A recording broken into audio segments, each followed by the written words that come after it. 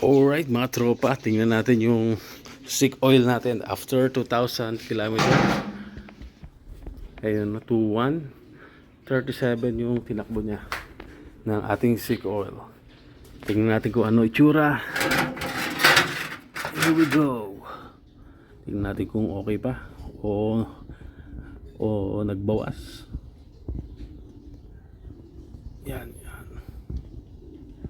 Uy, yan ang tinakbo na 2,000. Ganyan yung kulay. Medyo ano lang tayo, against the light. Yan po.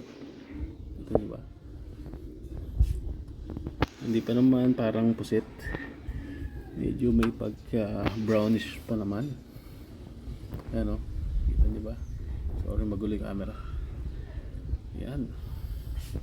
Tapos mukhang marami pa naman yung oil natin. Tapos tingnan natin kung may dumikit sa ating magnet. Iyon, may dumikit. Yan o. Effective talaga yung magnet natin. Kaya mga beloveds, maglagay po kayo ng magnet sa drain. Okay, may nabibili pala kamukha nito. Itong drain plug ko ay may magnet. Iba nilalagay ng magnet lang. Kung mayroong maliit na magnet, nilalagay lang dito. Kasi hindi naman siya tinatangay dahil nakadikit siya sa bolt.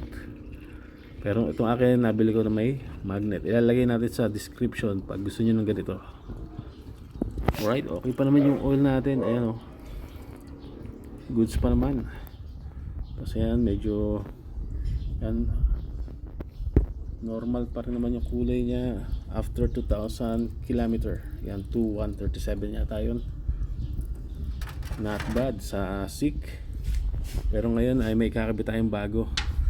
Try naman natin tong, yan, tinanggal ko na yung sticker. Tinignan ko kasi ito eh.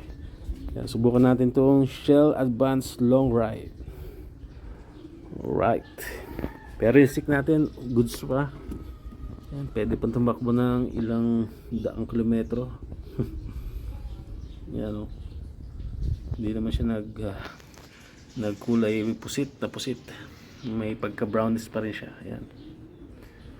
Alright. Sige, salin na natin itong long ride pagkatapos madrain. Alright, lagyan na natin 900 ml ang kailangan ng ating Aerox. Tingnan natin kulay niya. Yan ang kulay. Yun. Yan. Sukatin natin. Dito may panuka tayo. Tapos salin na natin after. Yan, ito po yung kulay niya, nakalagay na. Yan, medyo may pagka gold brown na rin siya. Yan ang Shell Advanced Long Ride. Yan, sige, sarado ko na yung takip sa ilalim para mailagay na natin to. Yan mga tropa, subukan natin isalin dito yung pinag-change ulan ng Aerox. Tingnan natin kung nagbabawas. Yan, testing.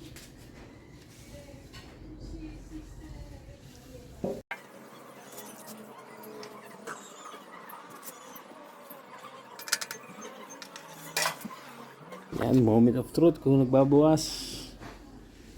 Ito, hindi na natin nasimot yung lagayan. Tapos ito, madami pang laman. Palagay ko halos hindi siya nagbabawas. Yan, goods. Tested yung SICK. Subukan na naman natin yung bagong kabit natin ngayong long ride. Subukan pala natin yung ating bagong kabit na oil, yung long ride. Try natin pa-startin to. Yeah. Tapos i-reset na rin natin tong trip. Ang ginagamit kong, ayan, reset na natin tong trip ng oil. Ayan, nakikita nyo. Ayan, oil 2137. Yan yung oil ng SICK. Reset natin.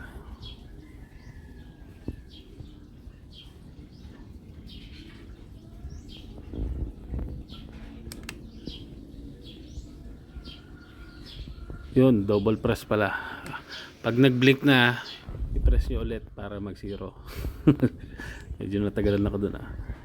Yan, taas paandar natin. Alright, smooth naman.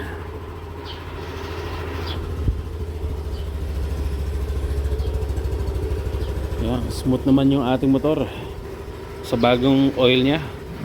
Sa bagay, all stock naman to. All scam, all stock. Yan po ang ating motor. Ganyan ang tunog ng makina niya sa bago nating oil. Tahimik naman. Dito sa personal, ewan ko lang dito sa video natin kung tahimik ba yung tunog niya. Alright, hanggang dito na tayo mga beloveds. Subscribe para malaman nyo kung ano yung susunod nating iba-vlog.